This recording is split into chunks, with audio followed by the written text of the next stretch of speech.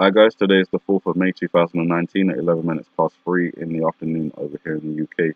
And just very quickly, there's been some escalations of conflicts between Gaza and Israel. Rockets have been fired at Israel and rockets have been fired at the Gaza Strip. I'll just quickly have a read of the report. Gaza militants fired dozens of rockets into Israel on Saturday today, and an Israeli airstrike killed one Palestinian gunman as hostilities flared across the border for a second day. The escalations began on Friday when two Israeli soldiers were wounded by Gaza gunfire near the border.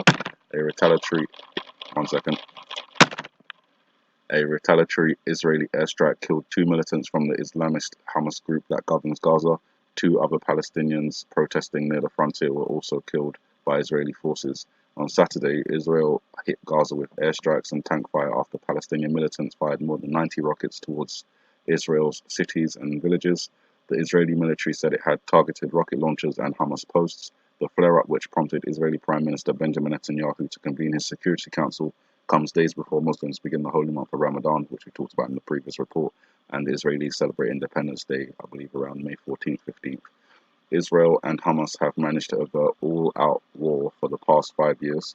Egyptian mediators credited with brokering a ceasefire after Hamas rocket attack north of Tel Aviv in March triggered a burst of intense fighting have been working to prevent any further escalations of hostilities.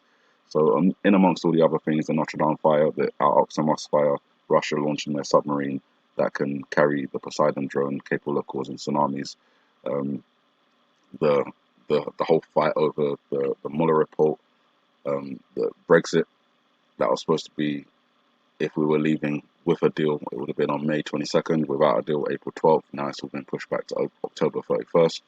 We've got the royal wedding, the royal baby coming up soon. A lot of things. Keep my eyes on, obviously, North Korea launching, short-range ballistic missiles, tactical weapon test recently, a summit between Putin and Kim Jong-un. Kim Jong-un going to China, having conversations with Xi Jinping, the crisis in Venezuela, bombings in Indonesia, attacking three churches, Christchurch, massacre, just so much stuff going on. Then you've got like other things you're looking out for, NASA and FEMA preparing for asteroid impacts or potential asteroid impacts. Obviously, we know that Japan, for example, has sent satellites up that can release little, I don't know what they are, that create bright colors, making it look like a meteor shower. We've got the Aquarius meteor shower just about to begin as well, or has begun, but about to be in its peak stage, between tomorrow and the next day, Monday. So there's really a lot of things to watch out for. And then I'll go to do a little bit more searching on the news, and this is the Google Doodle, and I think it's pretty clear what it is, or at least it may be pretty clear what I'm about to say is. It obviously is a tsunami. They haven't really tried very hard to hide this one. The guy, Eddie Aku, who they're celebrating his birthday on this Google Doodle, is a Hawaiian.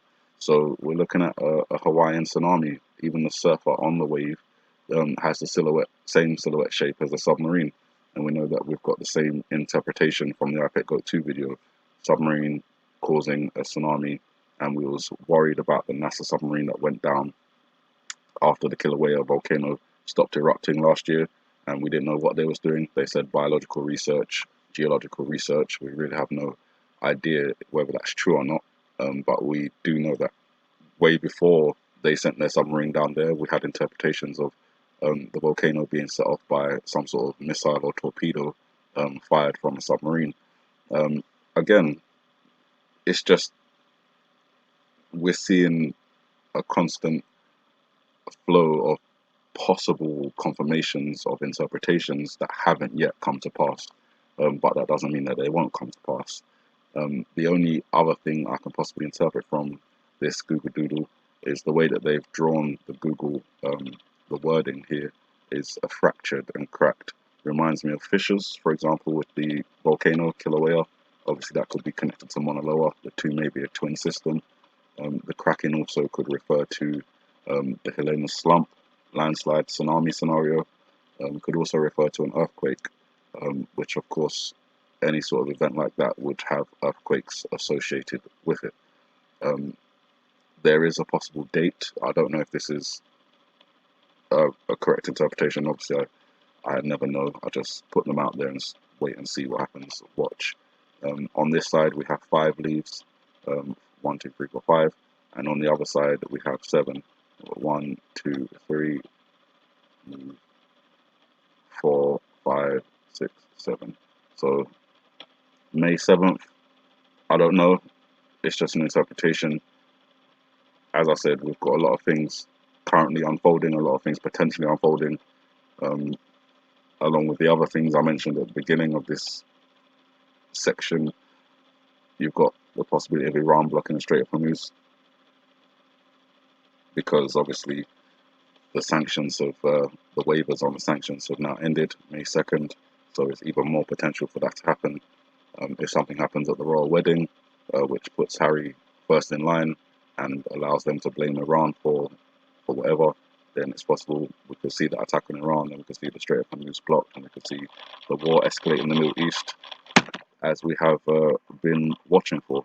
So those are just my interpretations. There's no way to know if they're going to unfold, only to watch and wait and see and hope that they don't. Aside from that, you guys have a good morning, good afternoon, good evening, and may the Heavenly Father bless you.